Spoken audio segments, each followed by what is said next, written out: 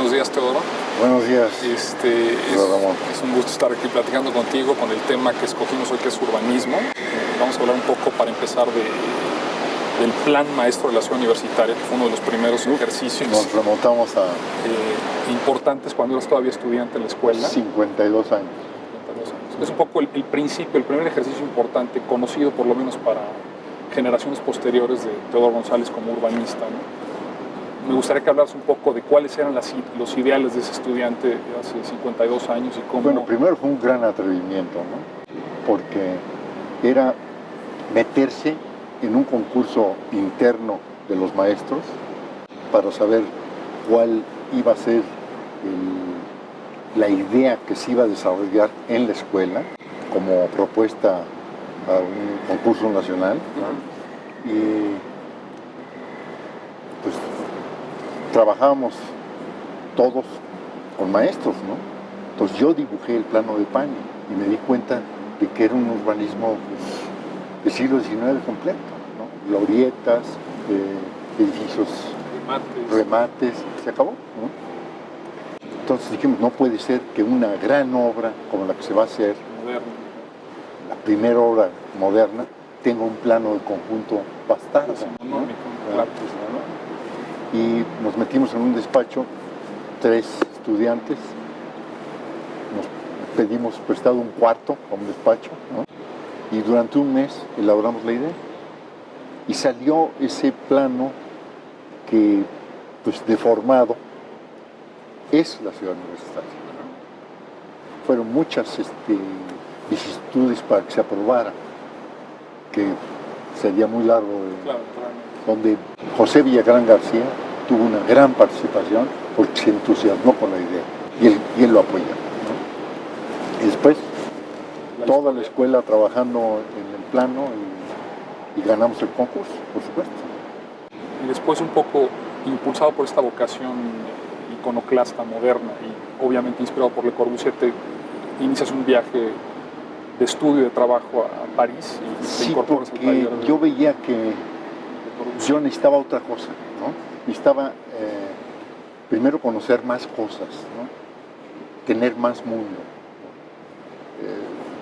Sentía que mi educación no estaba completa, que lo que me ofrecían los despachos de arquitectura aquí ya los había absorbido, que totalmente me rebasaron en conocimientos, ¿no? Necesitaba yo conocimientos de alta ingeniería para poder seguir el curso de concreto al cual me había inscrito, ¿no? Entonces pedí permiso al comité de becas si podía trabajar con Le Corbusier en vez de estudiar. Me dijo, usted hace lo que quiera con la beca es para usted, no se la dimos a las escuelas, ¿no? Y esa misma tarde fui a tocar el despacho de Le Corbusier. Yo había leído ya toda la obra de Le Corbusier, que afortunadamente estaba en la biblioteca de la escuela. Y te toca trabajar en dos proyectos importantes que tienen una dimensión urbana también. Marsella y Saint-Dié. Saint-Dié, que yo creía que se estaba haciendo, el maravilloso plano ese de nuevo urbanismo que gana un concurso, ¿no? Yo creí que se estaba haciendo el plano eso y que el edificio que hacía era uno de... Pero no, el plano no se hacía, hubo una gran oposición, ¿no? Ya después del concurso, y lo que estábamos haciendo era una fábrica para un industrial que se hizo amigo de Le Corbusier al hacer el plano de urbanismo de Saint-Dié. Saint-Dié es un lugar muy importante por muchas cosas, ¿no? Ahí se hizo, fíjate nomás, lo que me enteré después, se hizo el primer plano de América. Ahí se imprimió, estaba la imprenta, una de las primeras imprentas. ¿Cuál es ese plano? Donde aparece América con el nombre de América. Saint-Dié, pequeño pueblecito de los Alpes, ya entrando a los Alpes, y en realidad era un pueblo con una cultura profunda, ¿no? Y Marsella, me gustaría un poco que hablaras de la unidad de habitación de Le Corbusier como idea conjunto habitacional, que es también un poco una idea de la posguerra, impulsados por la necesidad de generar nueva habitación moderna, y cómo tomas esas ideas en algunos de los proyectos que haces al regresar a México. Pero no la de la unidad de habitación, ¿no? Es muy conflictiva esa idea, ¿no? Es donde él resume la idea del transatlántico, ¿no? De tener gente empacadas con todos los servicios adentro, ¿no? Y del falansterio. Si la idea de poder vivir en sociedad cooperativa, la idea de los falansterios de principios del 19, ¿no? Lo que presencié yo en Marsella es la experiencia de construir, ¿no? Más que todo. Para mí fue eso. Porque yo sí creía, por supuesto, en la unidad de habitación a tamaño adecuado, traduciendo la frase esa de Le Corbusier a unité de grandeur conforme. A grandeur conforme, ¿no? Pero yo sí creía, estaba profundamente convencido, ¿no? Cosa que no lo estoy ahora en absoluto, ¿no? Entonces es maravilloso para vivir, ¿no? Pero fue sobre todo para mí una entrada en la construcción, ¿no? Aprendí a ver construcción, porque nos enviaron justamente a revisar obra, ¿no? A revisar los acabados. Fue una experiencia maravillosa. Después regresas a México y empiezas un poco un ejercicio profesional privado y lo combinas con un estudio para el Instituto Mexicano de Seguro Social, un muestreo de 11 ciudades para ver el estado de la vivienda. Es posterior. Un poco posterior. Al principio, cuando llegué, pues siempre la idea de fundar grupos, ¿no? Que es la idea de SIAM, sí, del CIRPAC y de todos los organismos de la arquitectura moderna. Profesionales de la para ciudad. Formar grupos y formar vanguardias, ¿no? Grupos que van en la vanguardia.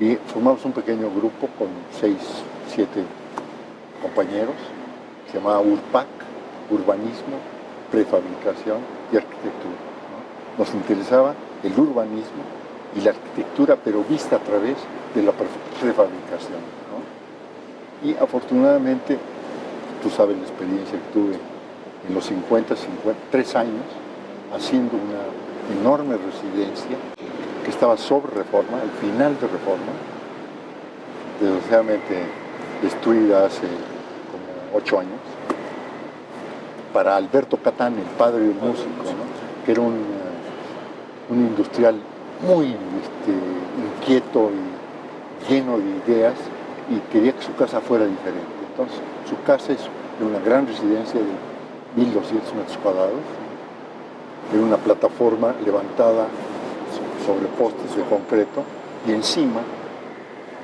todos los elementos prefabricados.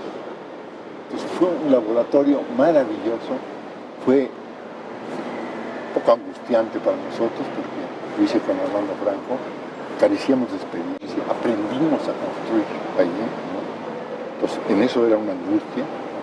Pero teníamos todo el apoyo moral del cliente, ¿no? Entonces, ¿cómo llega este ofrecimiento de hacer el estudio del estado de la vivienda en 11 ciudades del país? Ese mismo grupo nos preocupábamos en hacer estudios al Seguro Social, en ese tiempo no había ISSSTE, era todavía la Dirección de Pensiones, ¿no? Entonces siempre estábamos atentos a cualquier posibilidad de hacer un plano regulador, todos los estudios posibles, ¿no? La primera oportunidad fuerte la tuve en Jalisco, con el gobierno de Yáñez, y me dieron a estudiar el área de Barrio de Navidad. Un estudio que fue desde el planteo de averiguar qué tipo de turismo convenía a ese lugar, ¿no? Hasta la vivienda popular, y al promotor lo metieron a la cárcel. Tenía problemas serios y se acabó ahí. Pero me dio un entrenamiento para seguir en eso. Recabar información en campo. Pero también yo me he hecho esta reflexión. En ese tiempo México hacía proyectos, tenía proyectos. Ahora México no tiene proyectos. Es decir, ese era el impulso, la base para hacer un gran proyecto de vivienda a largo plazo, a 20 años. ¿No? Ahora solo hay pequeños proyectos a corto plazo, baratos y a corto plazo. Es una lástima. Y México se está ahogando en esa falta de perspectiva. Otro proyecto importante que sigue a estos estudios es, a mis ojos, la Escuela de Derecho Tamaulipas, que es uno de los primeros grandes edificios con dimensión urbana que proyectas. No es muy grande. Sin embargo, los esbozos del lenguaje que es un poco el Teodoro González de León que reconocemos hoy, la mayoría de la gente que nos acercamos a tus trabajos, empezamos a ver pórticos, calles que empiezan a abrir el espacio interno del edificio a la ciudad y un poco a generar esta tensión, yo la llamo tensión dialéctica entre el espacio privado y el espacio público de un edificio, y empieza toda una serie de proyectos urbanos que empiezan a dialogar de otra manera con la ciudad, que de alguna manera también es una reacción al funcionalismo del movimiento moderno. Empiezan a observarse ya formas más expresivas, más personales, que no reflejan, como decía Sullivan, la función. Son un poco producto de un universo plástico privado, conjunto de una tradición artística. No sé si sí, estás de acuerdo con esta lectura. Estoy de acuerdo, sí, porque... Después, otro edificio importante es el Colegio de México. Ya es hoy parte de una pequeña manufactura urbana que es un buen pedazo de ciudad que abarca 3 edificios de diferentes etapas. Me gustaría un poco hablar de ese conjunto, de esa ciudad teodorina, como la llama a veces Ruy Sánchez. Que se formó por el puro azar, ¿no? Porque ese pedazo de ciudad es realmente la ciudad moderna como se da, ¿no? Pero no es la ciudad planeada que pensó el movimiento moderno. La ciudad planeada de Le Corbusier era mucho más rígida, o era de edificios totalmente iguales. Yo creo que la ciudad actual sorprendió a los planeadores totalmente y se resiste al planeamiento. Y no solo en México, donde pues, el planeamiento no sirve a la hora de haber hecho el planeamiento, ¿no? Porque el crecimiento demográfico hace que todo planeamiento brinque, sea obsoleto en muy poco tiempo. Yo iría más lejos. El planeamiento, las ciudades modernas en todos lados del mundo se han resistido al planeamiento. No ha sido posible ordenar la forma urbana. La forma urbana se resiste y crea una especie de caos. La ciudad moderna tiende a ser caótica, tiende a ser por contrastes. Tus experiencias un poco dentro de esta resistencia de la ciudad tradicional a la modernidad, que has hecho 2 edificios importantes en el Centro Histórico de la Ciudad de México, las oficinas centrales de Banamex y el Colegio Nacional. ¿Cómo viviste esas experiencias y cómo reflejan esas composiciones, esa tensión entre la ciudad histórica tradicional y la idea moderna detrás de sus proyectos? Ahí creo que es distinto la cosa, porque al trabajar dentro del centro histórico, como que debes seguir la regla no escrita que tiene el centro histórico y todos los centros históricos de todo el mundo. La regla no escrita es muy simple. Todas las construcciones se encuentran al paño. Eso hay que seguirlo. Y todas tienen más o menos la misma altura. Si te fijas, todos los centros históricos de todo el mundo tienen esa característica. Y eso es lo que les da orden. Porque si tú analizas ya la factura de los edificios, cómo está hecha cada uno, son totalmente distintos, ¿no? Encuentras que hay siglo XVI, XVIII, XIX, en todos los centros históricos de todo el mundo. Y son muy diversos, pero se homogeneizan por esa regla. Creo que si nosotros entramos en el siglo XX, en el centro histórico, debemos conservar esa regla y hacer totalmente modernos, pero guardando esas 2 cosas. Y seguiremos alimentando bien el urbanismo de las zonas históricas. En el caso del Banamex hay un diálogo muy específico y de alguna manera controversial para algunos, ¿no? Sí. Ven como una concesión al historicismo, en la manera en cómo repites los parteluces y el ritmo en H del edificio de Guerrero y Torres. Ya no lo hubiera hecho hoy, por supuesto. Pero creo que la idea de hacerlo en concreto, con el mismo material de Guerrero y Torres, con el Tezontli, hace una unidad urbana bastante correcta, ¿no? Y no es amanerado como muchas cosas que hicieron en ese tiempo, en pleno postmodernismo, ¿no? En el postmodernismo en el mal sentido, ¿no? Sí, esa alusión es demasiado obvia. Después viene un poco después un edificio que es para mí muy interesante, un edificio no construido. Es un concurso para el Museo del Niño en medio del bosque de Chapultepec, que es un contexto muy distinto, más libre, no es un centro histórico. Y propones una composición, a mis ojos, vanguardista, que realmente señala un cambio dentro de la manera en cómo compones la arquitectura. Son 4 volúmenes organizados, un tetraedro, un cubo, un cilindro, organizados a través de una circulación diagonal que además se inclina y teje esa composición.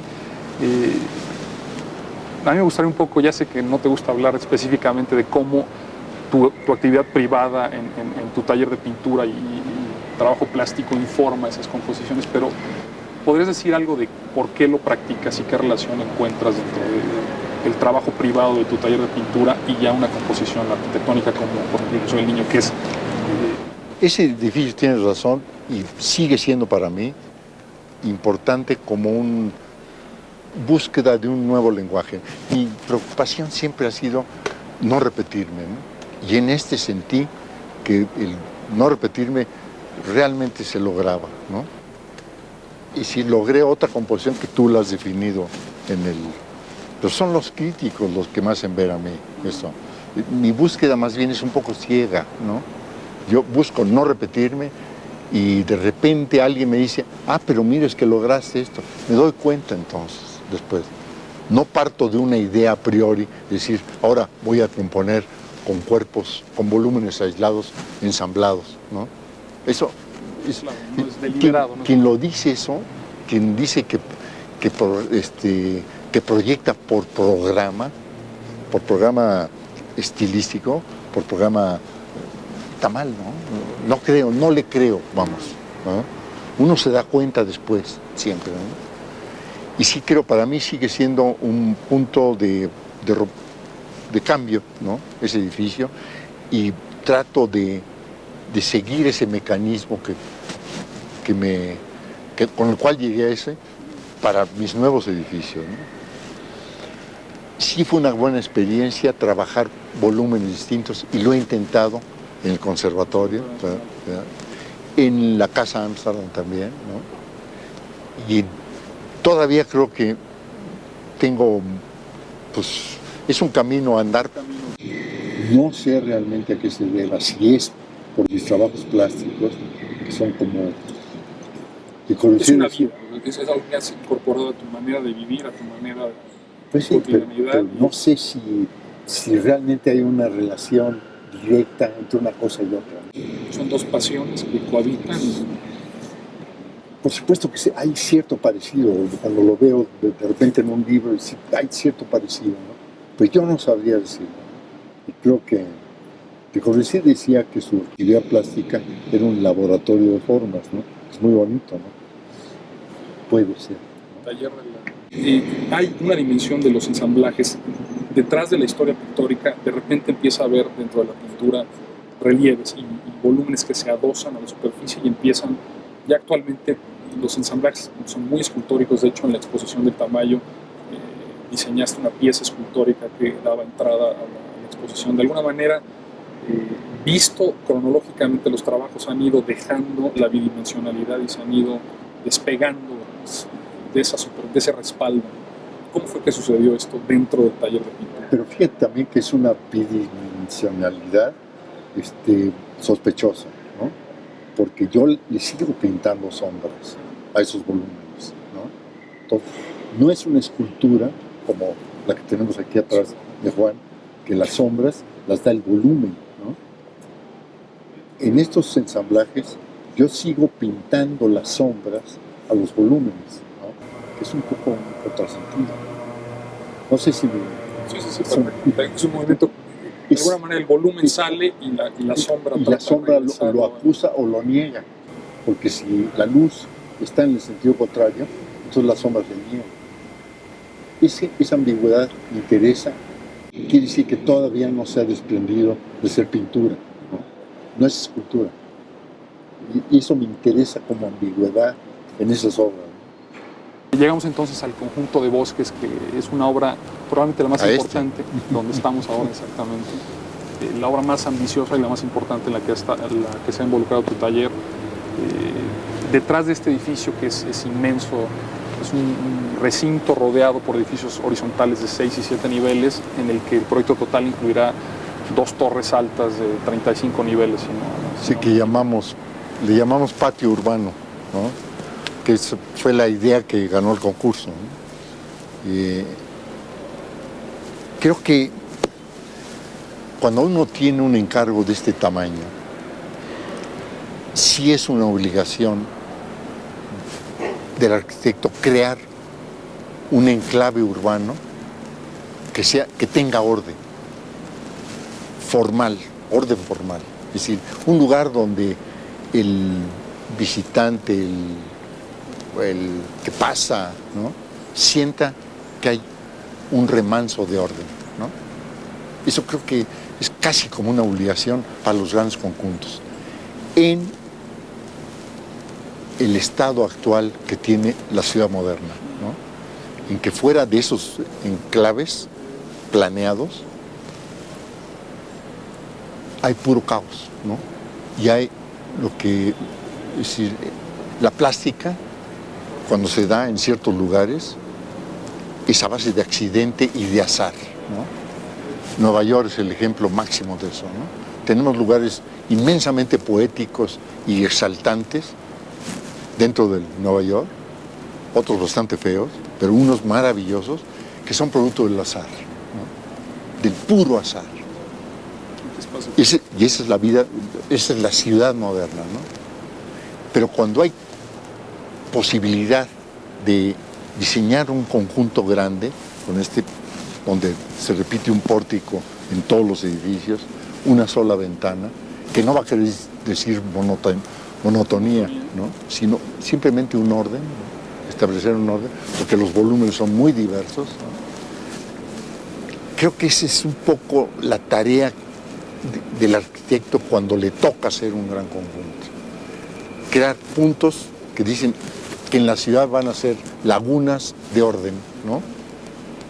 De alguna manera, en algunas de tus conferencias has presentado esta estrategia como una manera puntual y muy específica de empezar a recuperar este desarrollo frenético de la Ciudad de México en las últimas décadas. Claro, porque si lo ves ya bajo la mirada de un planeamiento, pues sería maravilloso ver el área urbana de la Ciudad de México y empezar a pensar en 10, 12 enclaves planeados que van a dar identidad, ¿verdad?, a esos puntos, que van a ser puntos de referencia también, ¿no?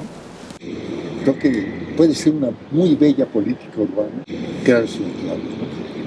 Un poco inspirado por París, es un poco... Pero en París, fíjate que no se logra, sino se logra nada más a base de obras, ¿no?, de obras individuales, no de enclaves, ¿no? Pero obras como esta, obras gigantescas, inmensas, que son en sí ya un enclave. Generadoras de enclaves.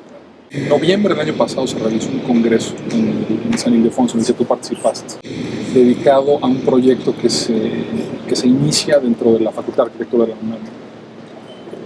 Regreso a la ciudad lacustre. ¿Podrías platicarnos un poco de ese proyecto? Sí, es una iniciativa de Alberto Calach y acogida muy bien por Felipe Leal en la Escuela de Arquitectura, que ahora están dramáticamente problemas.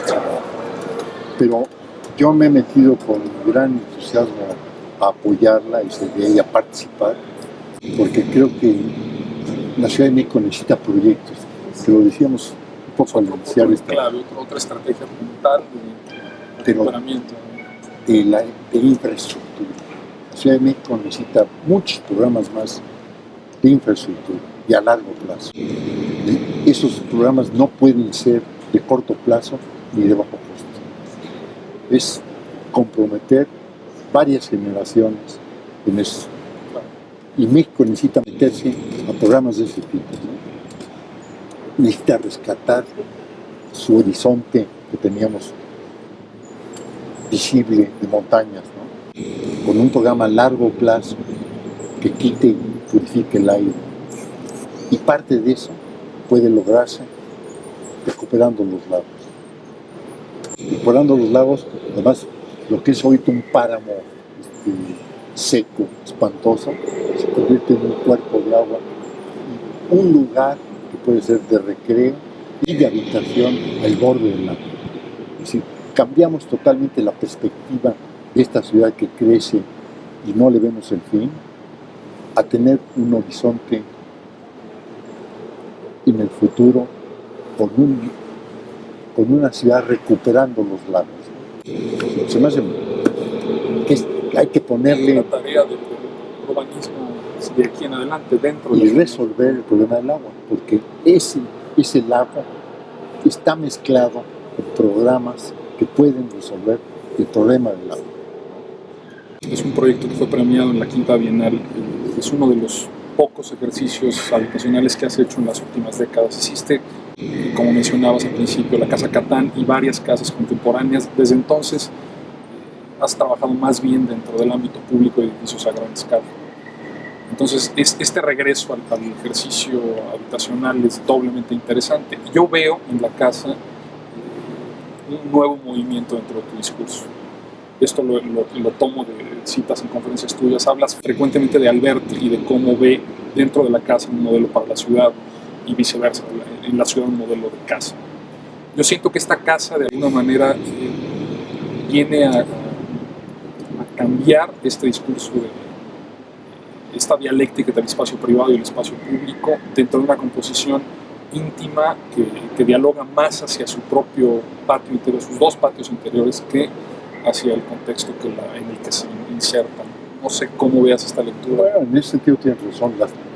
La casa no dialoga con la ciudad, dialoga a través de un muro ciego, que también es una forma de diálogo y tal vez muy bella, porque un muro ciego es muy bello. Es un poco lo que Barragán proponía en el fraccionamiento del Pedregal. Todas las casas, como reglamento, tener bardas de 4,5 de altura, ¿no? Y no tener ningún diálogo más que ese con la ciudad. Pero ese muro ciego es un diálogo con la ciudad. ¿Crees que hay una relación entre este discurso del enclave urbano y esta composición doméstica? En el sentido de que es también un remanso de... Bueno, es una ciudad,